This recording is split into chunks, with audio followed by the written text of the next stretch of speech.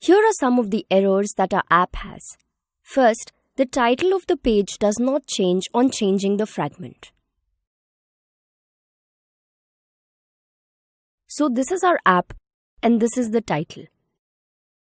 Now, when we move from the dashboard fragment to the profile fragment, the title should become Profile. And when we move to the Favorites fragment, the title should be Favorites. Second, when we open the app, the first activity, which is a blank screen right now, gets displayed. Ideally, the dashboard fragment, which is the home screen, should get displayed. And finally, when we open the navigation drawer, the item which is currently selected is not highlighted, and hence we cannot identify which screen we are on currently. So, we are going to remove these 3 errors before we move forward with other things in the app. Let's take these errors up one by one. Coming to the title of the screen. So earlier we had used this code to set the title of the activity. We will use the same code for each of the fragments to give them each a unique title. Let's open the main.activity.kt file. Now here, where we have declared our fragments, we will write this line of code for each of them. Let's change the titles for each. Here we write dashboard.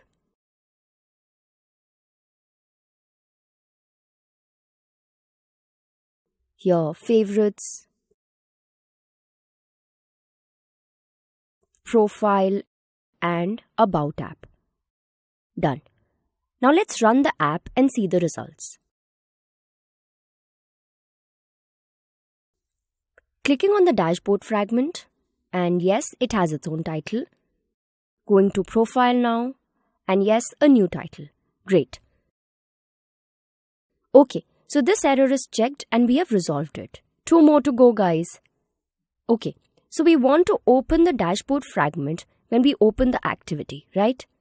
And we know that the onCreate method of the activity is responsible for opening the first screen of the app.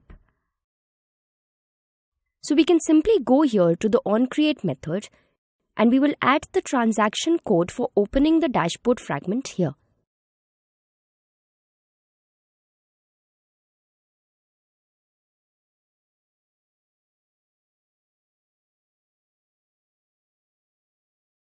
Let's run the app and see if it works.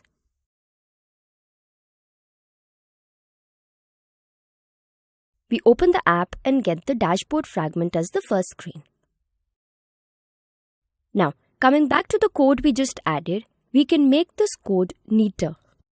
Since the dashboard fragment will open by default when the app opens, let's make a separate method for that fragment and then we can simply call that method wherever we want to open it. By doing this, we will be able to remove this code from here and our overall code will become neater and more organized. So we'll make a method like this, giving it a variable. Then we'll create a variable for the transaction. Last time we used the methods directly. This time we are creating variables for them. Now we'll call these methods.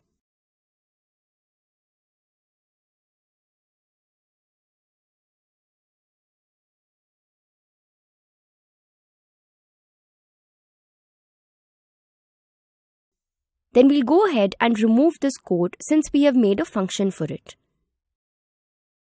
And then we'll simply call this method inside the onCreate method.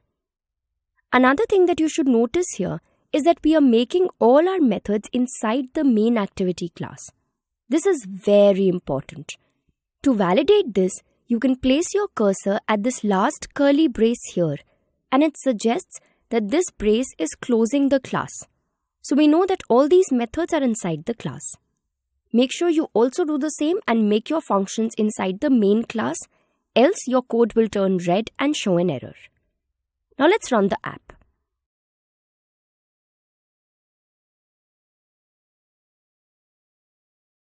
Yes, we open the app and we get the dashboard fragment as the first screen.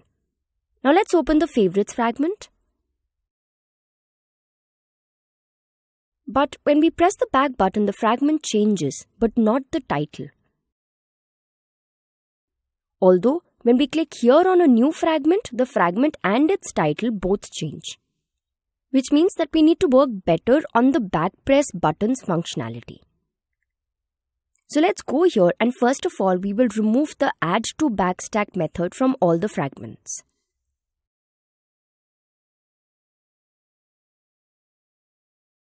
Also, we can remove this code and use the open dashboard function we created.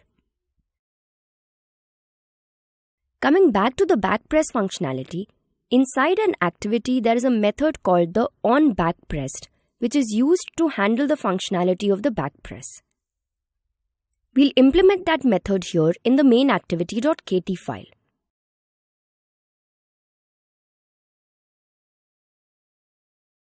This is the method. Now, this pre-written code is for the default behavior of the button. And we know that the default behavior of the button is to take the user to the previous activity, right? So, if we remove the statement from here, the button will not have a default behavior. Let's remove it. We are writing this code here now.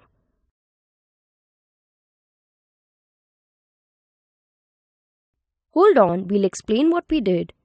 We declare a variable and its value is the frame that the frame layout creates. So it will hold the fragment that is currently displayed inside the frame, right? Then we write this when statement. And we say that when the frame has any other fragment apart from the dashboard, hence we use the not operator here. So when the frame is not the dashboard, then open the dashboard. So if the user is on any other fragment, let's say the profile or the favorite screen, and presses the back button, he will be redirected to the dashboard fragment. Else, the back button will function in its default manner and exit the app. So, we use the code for the default functionality of the onBackPressed method here. Simple enough, right? We know that looking at all this code at once may feel overwhelming, but you need not worry. Just try to understand the logic and how we are taking up each use case and resolving it. Logic is important to understand. The syntax will come slowly with practice. If you'll run the app now, you will see that the changes we made are reflected and things are running as expected.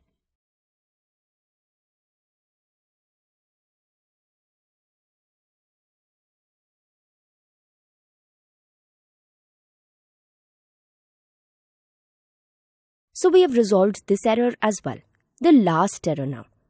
We need to solve the issue of the highlight in the navigation drawer now. Let's look at this example to understand what we need to do here. So let's say we click on the first menu item.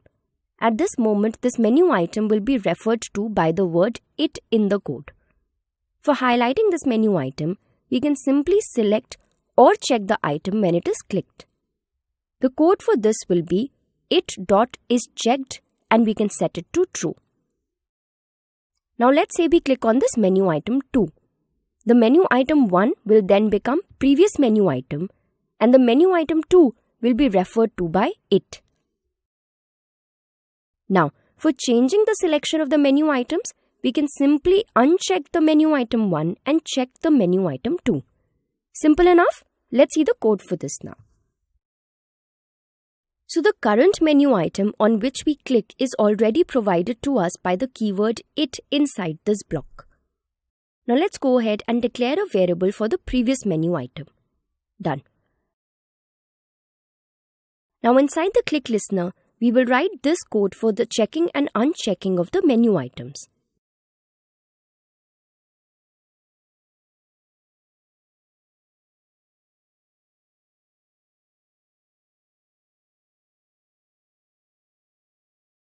First, we'll check if previous menu item is not equal to null. That is, if some menu item was checked or selected previously, then we will uncheck it by writing this code. Here, we are simply setting the value of the method isChecked to false. Next, we need to check the current menu item. So we write these lines to check the selected menu item. And then, finally, we make the current menu item as the previous menu item. This is because the next time someone checks another item, this current item, that is it, will need to become the previous menu item so that it can be unchecked, right? That's what we are doing here. We are simply completing the cycle. Now let's run the app and see the changes.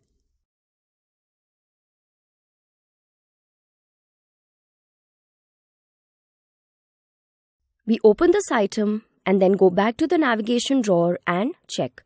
Yes, it gets selected. Let's try another one.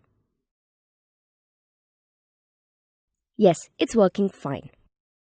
But if you notice, when we open the app, the dashboard fragment opens up, but the menu item for it is not selected. To resolve this, we can go to the Open Dashboard function and check the menu item. This is how we can do it. We select the menu item using its ID. Then we'll go to the menu drawer.xml file and enclose the menu items into a single group and set the checkable behavior of the group as single. So we add the tag group here and give the value for this checkable attribute as single.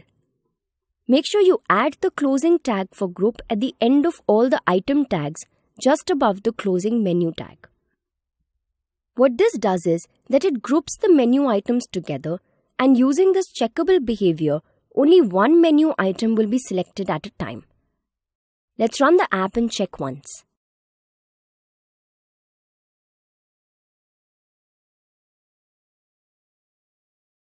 Yes, the item is selected now. So that was all for this topic. Click next to take a quiz.